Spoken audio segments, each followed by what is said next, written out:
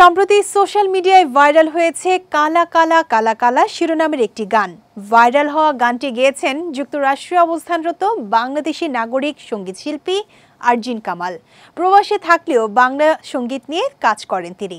বিদেশি ব্যান্ডের সঙ্গে কোলাবোরেশনের মাধ্যমে ভিনদেশি শ্রোতা মহলে পৌঁছে দিচ্ছেন বাংলা গান। সম্প্রতি যুক্তরাষ্ট্র থেকে দেশে এসেছেন আরজিন কামাল। বাংলাদেশে এসেই দেশের একটি গণমাধ্যমের সঙ্গে কথা বলেন গায়ক। তার গাওয়া ভাইরাল হওয়া কালা কালা কালা কালা শিরোনামের গানটি নিয়ে কামাল বলেন, গানটি কয়েক বছর আগের করা, আমার নিজের লেখা ও সুর করা। যুক্তরাষ্ট্রে মিস্টিক্যাল জয়রাইড ব্যান্ডের সঙ্গে কোলাবোরেশন করেছিলাম।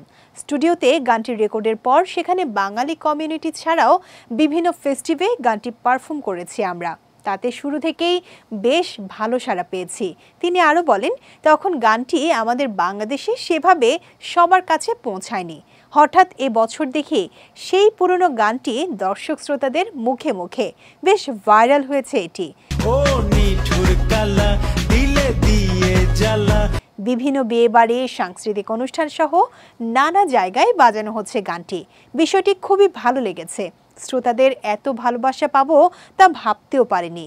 গানটি হঠাৎ শ্রোতা মহলে আলোড়ন সৃষ্টি করায় তারা আমার অন্যান্য গানও শুনছে।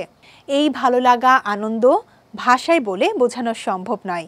এক দশকের সঙ্গীত ক্যারিয়ারে এরই মধ্যে মৌলিক প্রায় 50টি গান করেছেন আরজিন কামাল। শাকিব খান অভিনীত প্রিয়তমা সিনেমার ব্যাকগ্রাউন্ড মিউজিক তোমার পরশ এবং রাজকুমার সিনেমার আমাকে নাও গান সহ বেশ কয়েকটি সিনেমার গান করেছেন তিনি। প্রতিটি গানেই প্রশংসা কুড়িয়েছেন এই সঙ্গীত তারকা।